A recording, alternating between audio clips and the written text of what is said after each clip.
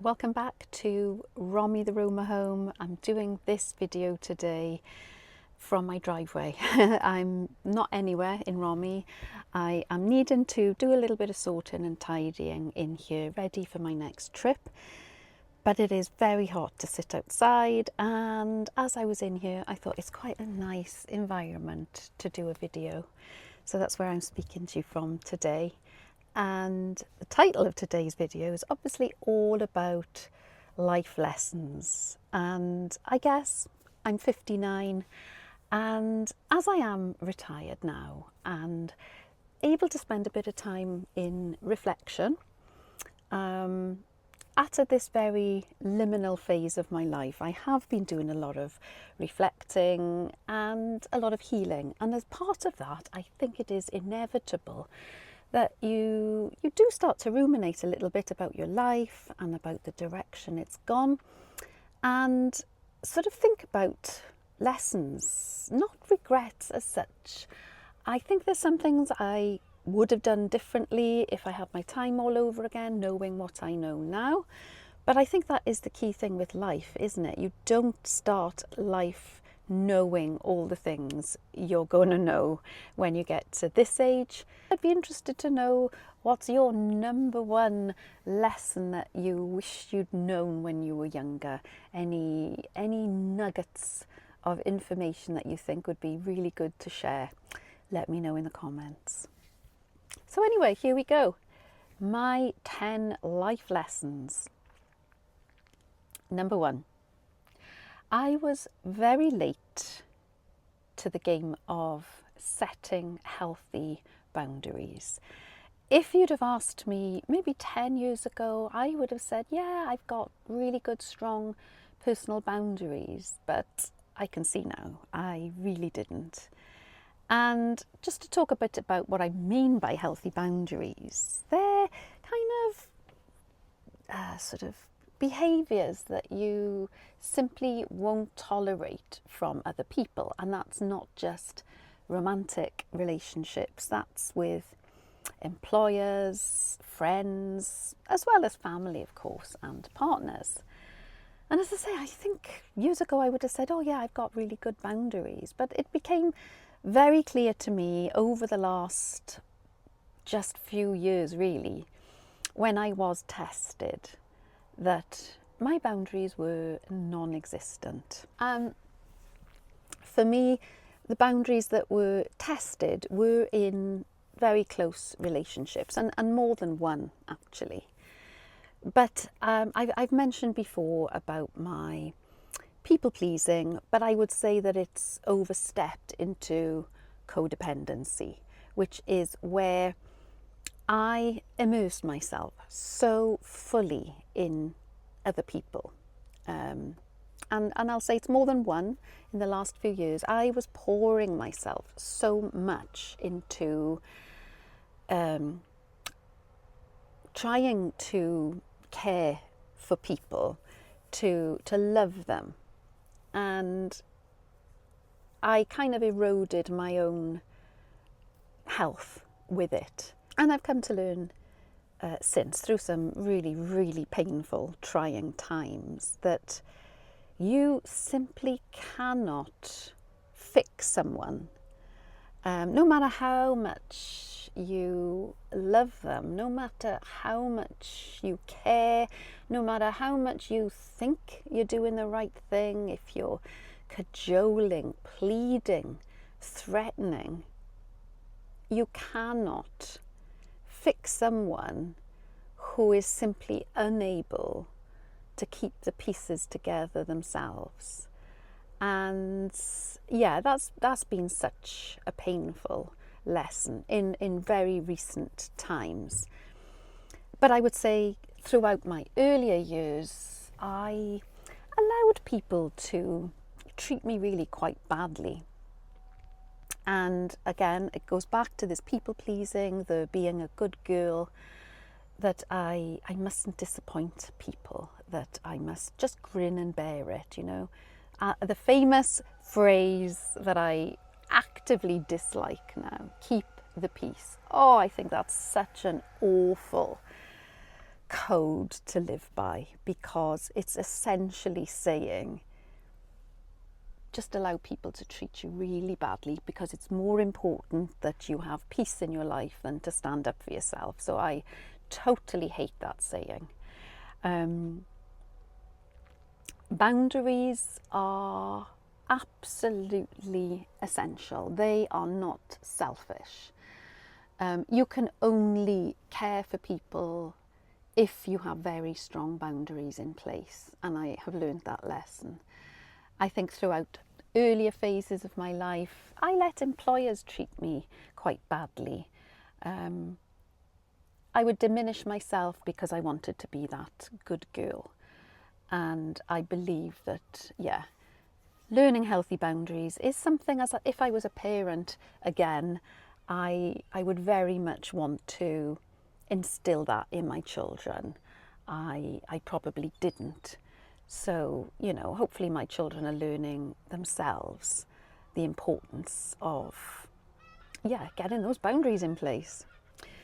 Number 2, I have believed throughout my life, and again until very recently, that marriage equaled safety. And I've been very open with the fact that I have married 3 times and all 3 marriages have failed. I haven't had many long-term relationships because almost all the relationships I had, I ended up marrying. But yeah, it was the ultimate goal for me from a childhood, and probably the era I grew up in, that, you know, my parents stayed together. My dad was a lot older than my mother, and he died in 2012, but my parents were together all those years, and a united front. And my mother was very much of the opinion that divorce was bad. So it's quite ironic that her daughter divorced 3 times, or going through the 3rd. But yeah, marriage was a safety thing for me, and that until recently I have believed that marriage is, you know, whilst, you know, I'm not naive to believe that, you know, once you're married, that's it, you know, because obviously that's not what's happened with me. But I did believe in each of my wedding days, I firmly believed that this was going to be for life. I didn't go into any of those weddings thinking, oh, well, if it doesn't work out, you know, I really, really believe this time it's going to work.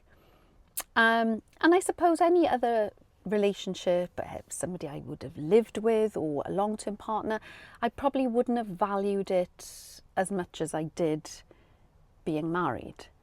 I've learned since that marriage actually does not equal safety. Behaviours that go on within marriages are the same as if I hadn't have been married. I suppose I believe that anything that had happened before in a relationship, which was maybe, you know, something, a bit of a red flag, shall we say, I think I still believe that, okay, well, when we're married, we will be a united front, and, you know, that potential red flag will vanish because we are now married. And well, the result was that, of course, these things don't vanish. Marriage isn't a magic spell to protect the couple from external influences.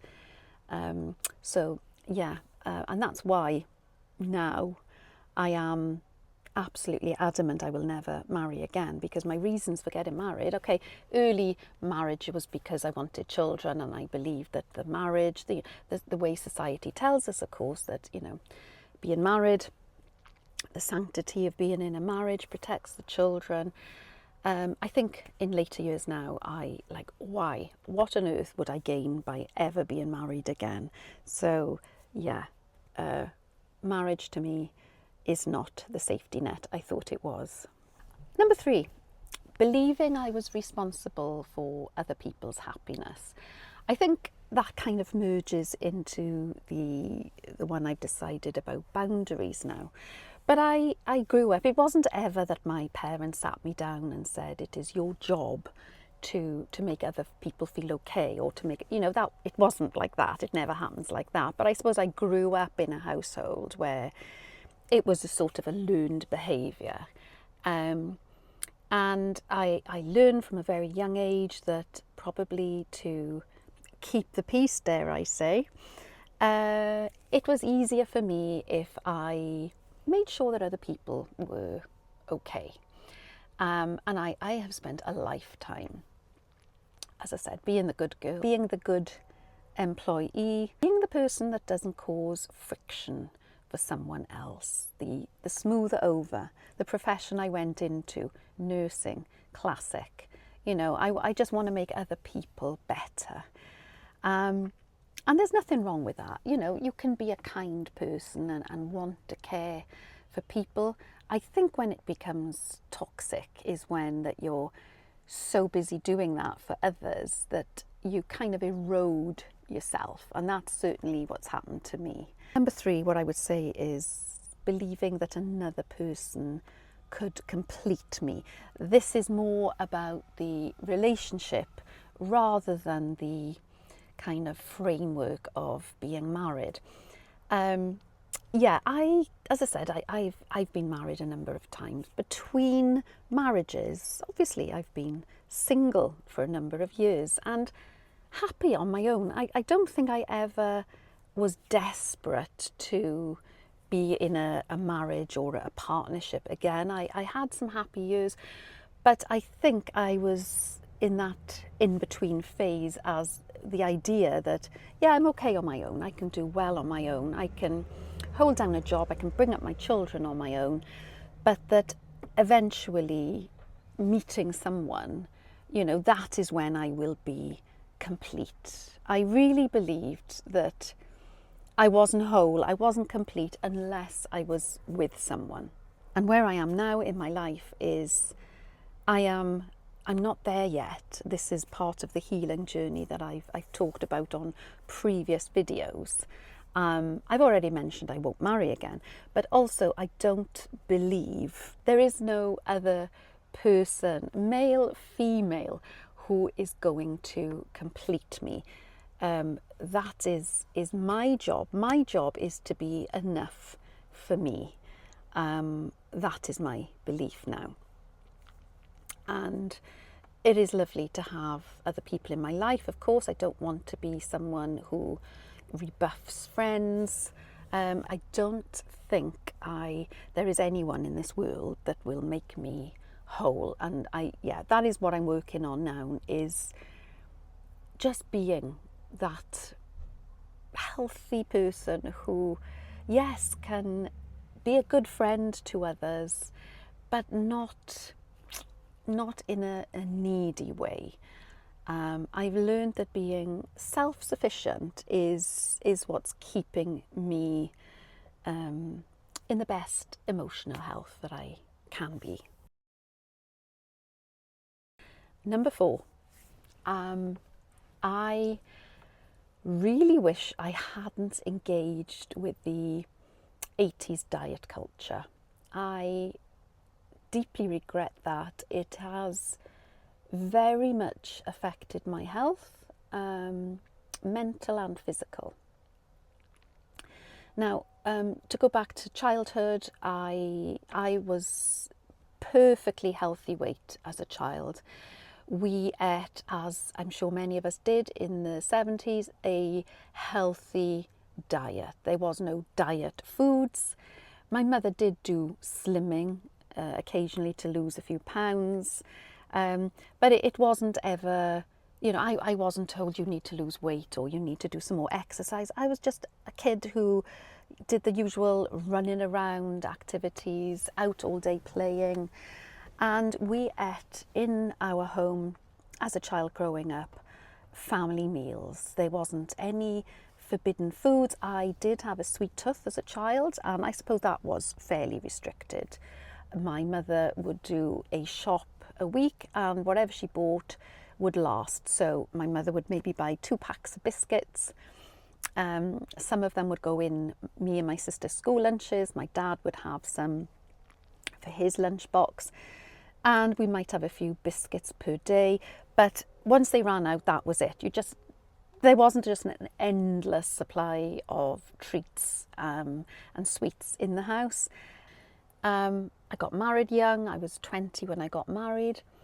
And I suppose, being away from fairly restrictive, amount of sweet foods in the house, when I had my own household budget, I did buy a lot more sweets and chocolates, I suppose, than I had. I did, fry a lot more food than we'd had.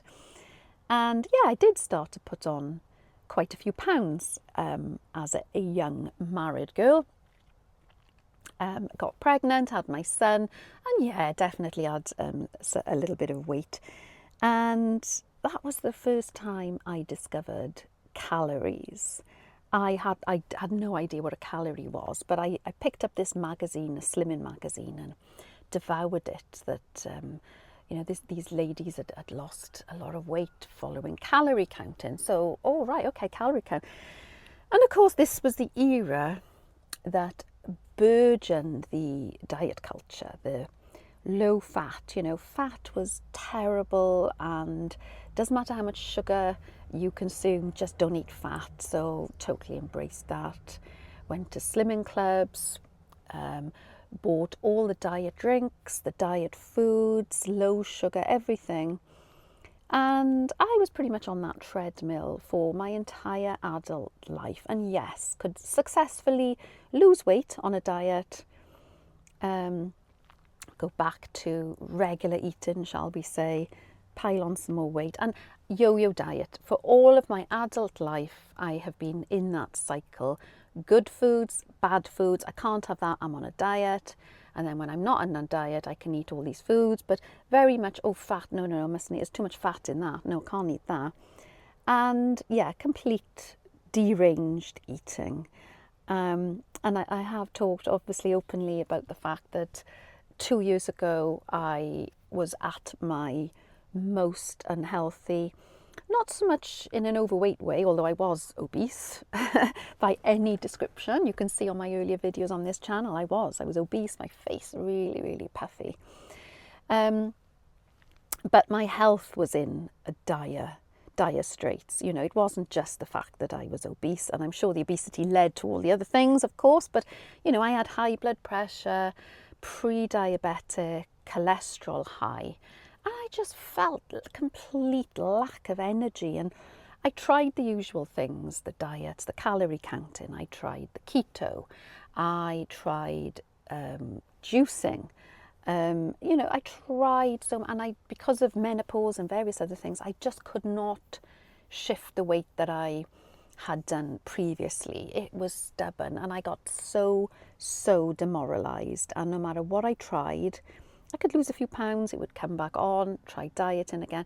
But the blood pressure just was stubborn. I was on medication for it. It still didn't bring my blood pressure down. And, I had that letter from the surgery saying, from your recent blood test, you're now pre-diabetic. And around about that time, I discovered the GLP-1s, the slimming jabs, and I got a private prescription for it.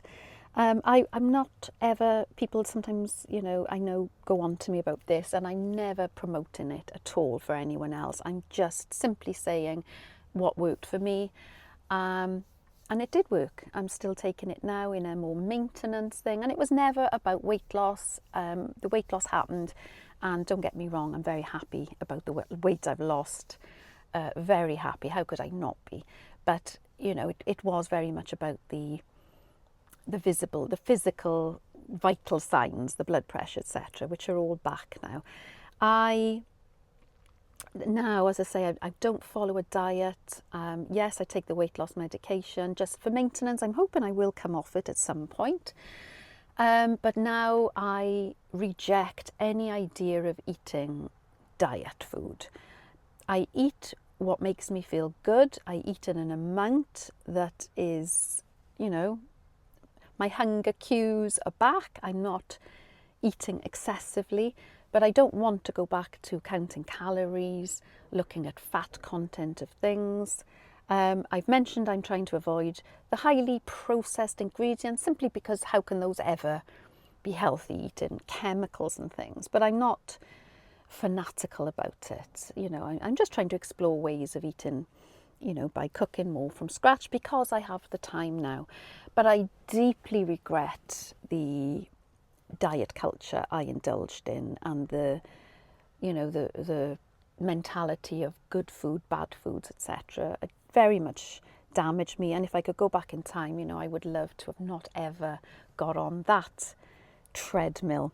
Number 5, I wish I had been more financially literate at a younger age. I've talked before about how in my 40s I discovered FIRE, and whilst I have never hit that magic number, that huge number that apparently you need to retire, but I do wish I had, just been a bit more aware. It was never taught in school when I was young. I think there is some elements of it taught now. I'm not sure it's enough. I think maybe with the internet and with social media, young people have the opportunity now, if they wish, to learn more about compounding interest. Not being fearful of, you could save £1 million. It seems so far-fetched to young people today, but the idea of, saving shouldn't be you do it when you can afford it. Pay yourself first. That's one thing I've learned. You just have to save a small amount when you're young for it to compound. When I first got married in the 80s, we didn't have a penny to rub together. We both worked. Yes, mortgage rates were high, but at least we were on the housing ladder with a small mortgage. But we had no money for furniture or nice things like holidays. And we did discover store credit. My parents were dead against credit or hire purchase. Their belief was if you can't afford it, you can't have it. And we kind of resented that idea. We wanted to have a bit of fun. So we took out credit cards. My parents were horrified. And it was a bit of a rebellion thing, not do what our parents had done. So yeah, we had credit cards, we had store cards. We had no idea about the crazy interest rates. And before we knew it, we were not paying them off in full. That was never really something that we thought we should do anyway. It was just as long as we're making the minimum payments. We really didn't understand the amounts of interest we were wasting. We learned fairly quickly.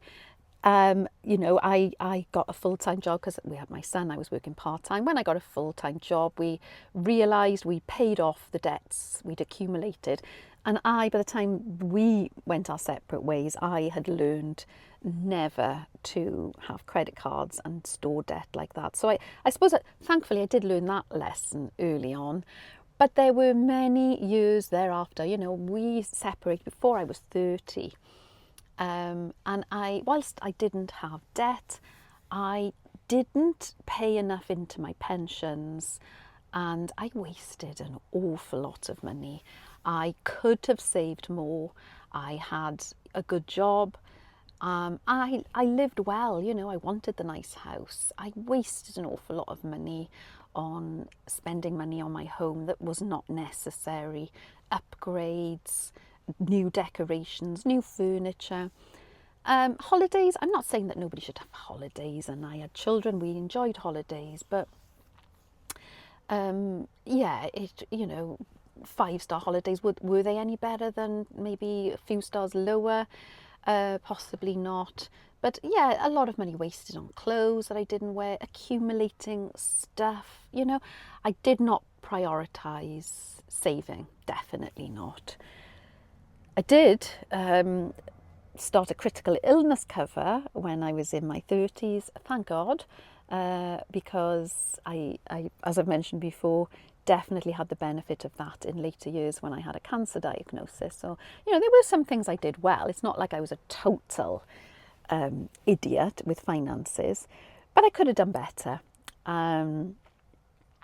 by seeing the priority of investing young, prioritising saving rather than accumulating stuff, because all stuff it took up space, took up energy, and at some point you downsize, throw stuff out. It's just a lot of effort.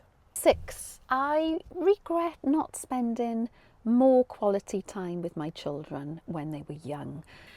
And I suppose at the time I thought I was spending time with them. But I think because I was working full time, I think probably like a lot of parents, you are like, oh God, when are they going to go to bed? When can I have some peace?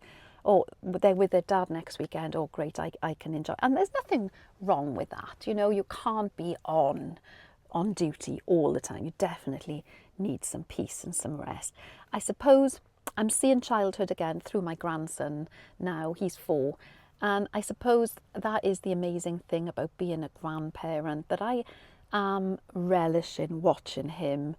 And if a few days go by when I don't see him and I see him again, I think, oh, wow, he wasn't doing that a few days ago. And I think my children's childhoods just like kind of went in a haze. I wasn't really paying attention to all these little milestones, like, oh, that's going to be the last nappy change I do, or oh, that's the last time I'm going to brush their teeth. These things just happening, move on. You're like, oh, yay, great, that's another little independence thing. I don't have to do that again, But I think that is the wonderful thing of having grandchildren, noticing the way his speech develops, loving spending time learning, watching him learn and doing the letters with him. I think when I was a parent, it was always like doing homework was, oh no, God, we got homework to do. It was a chore, it really was. And I wish I could have just maybe enjoyed those days a bit more. Maybe I'm being a little hard on myself, because we always did have lovely times together. But yeah, I suppose just hanging on to those little things, and maybe not wishing they were growing up as fast as they did, and just enjoying them, and maybe noticing more about their milestones than I did. Number 7, not knowing what my dream was until I hit my 40s. I think everyone asks kids, what do you want to be when you're grown up? And we kind of giggle a bit when they want to be train drivers or YouTubers these days. I had a dream to be a nurse, and unfortunately I was able to do that. I did it. When I was a nurse, I don't think it was the dream job I thought it was going to be. I did stick at it. But thereafter, I don't think anyone ever asked me, what is your dream? Because that would have been seen as a little bit frivolous. I suppose my end goal through my 30s was to pay off my mortgage eventually, so that I could retire later in life. But no, I never questioned. Like, the only time I ever got asked, about my future was really in a job interview or my annual appraisal with the boss. The usual question, where do you want to be in 5 years? And it was always an answer that I thought the boss wanted to hear. It wasn't really where I wanted to be in 5 years. It was in my 40s really that I did start thinking about the future more, and is this career really going to be it until I'm 67?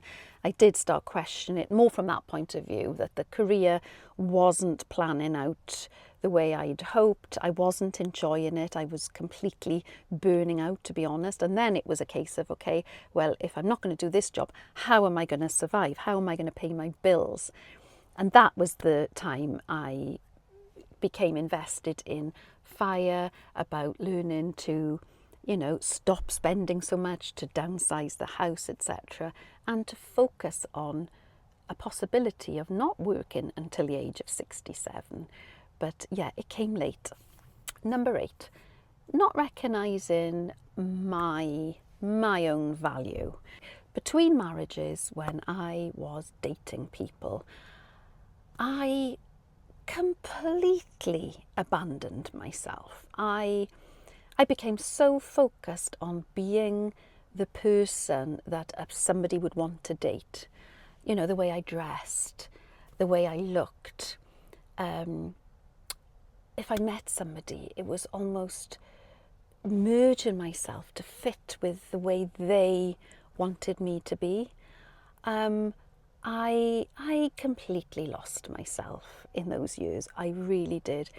I attached myself to people who just well, it was disastrous. And I don't mean the people I married. These were people that never got that far, thank God. Some horrendous situations that, fortunately never progressed. But people who would, I would have to pay for the dates because they never had any money for themselves. So I would pay for everything willingly, oh, don't worry, you've got no money. Let me make this a nice experience for you. Drive 3 hours to pursue a relationship with somebody who did not, he was one of these people who did not have the capacity to fix themselves in any way. And I was so driven to help this person. They were going through a bad time in their life and I wanted to help. And oh my God, there was nothing I would not do, not just financially, but just to be there, to be at the end of the phone, listening to their tears. And all the while, not thinking, what are they bringing to the party? It was hopeless years, and all from not valuing myself. I think this is why I am in this phase now of being adamant I am going to remain single, because I just look back on the way I have been in the past and just think, never again. Number 9, believing that my CV was actually my worth with work.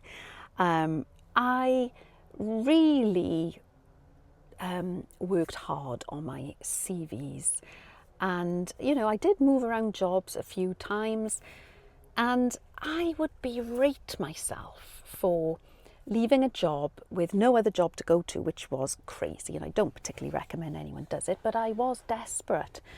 And that gap on my CV, I knew it was going to be a problem for future interviewers. And sure enough, when I would go for a job after having a little sabbatical out of work, paid for with my emergency fund, by the way, which was another financial lesson I learned, always have an emergency fund for situations like that. But when I would be in the job market again, I knew I would have to explain the gap, and sure enough, I would. It wasn't okay to say, well, I just fancy taking some time out. No, you had to, well, I had care and responsibilities, or, I was going travelling would have been fine. I never went travelling, and I couldn't lie. But I genuinely used to believe that it made me less of a person because I had taken time out of a job. And I used to watch a lot and read books where, these management gurus would tell you, oh, I would never employ someone who has clearly shown that they don't value the company, that they will leave to get another job or to chase pounds. I used to believe the hype that you should be, totally loyal to a company and not look out for yourself at all. So yes, I spent years, almost like tugging my forelock going into interviews with such an apologetic attitude about why I had put me first instead of a career. Fortunately, as I said, I did get out at the end. I burnt out, and I was able to get an exit strategy for myself. I really have no regrets for that. Thank God I did decide to do that. I think I spent a lot of years burning myself out for the career, and my advice to younger people these days is, if you're in a job that isn't working out, don't have any problem with leaving and finding another. I know that goes totally against the grain, and people say, I don't agree with these young people, they just here, there and everywhere leaving a job. And I think you have to show a little bit of commitment. It's certainly not about not turning up on time or not doing the job you're supposed to do. Fully committing yourself when you're in a job. But if after some degree of time has gone by of commitment to that job, if it's clear that this job is not working out, then I don't have a problem with changing direction, going for why not? You know, you might just not have found your true calling. So try something else. I really don't see a problem with it. And how, at the age of 18, can you possibly know how you want to spend the rest of your life? So yeah, I wish I hadn't been such a slave to my CV. These are all things and beliefs that I grew up with and carried way into my adulthood, much later than I could have done. I don't know if it would have been possible or whether it is just something you have to live through. But I did eventually, thankfully, in my mid-40s, as I said, change a lot of those beliefs. And I realised that it was in my gift to decide when I wanted to stop working, when I wanted to retire. And sure, it wasn't going to be just a case of, well, I'm leaving work now. You know, I did have to plan for it, get some finances behind me. And if I'd started that journey much earlier, it would have been easier, but it still wasn't impossible, even though I didn't have that great magic fire number. And I'm living that now. I'm living the life that, you know, I'm so happy to be living now, retired, with choices, being single, and finally being kind of the sole captain of my life now. Yes, I've learnt lessons, and that's sitting here doing this video is a good lesson for me, because I can see, yeah, I wish I'd known that earlier, but also there are, well, at least I caught it, and okay, it wasn't until my 40s, but I did catch it, and I'm really glad I did. So yeah, I've quite enjoyed doing this video, talking about life lessons. I wonder if any of you can relate to them, if you've got your own, as I said, lessons, the most valuable lesson you've ever learned. Let me know in the comments, and I do hope if anybody who's maybe younger in life can watch this video, maybe read some of the comments and get some hope on, yeah, that life can be fixed.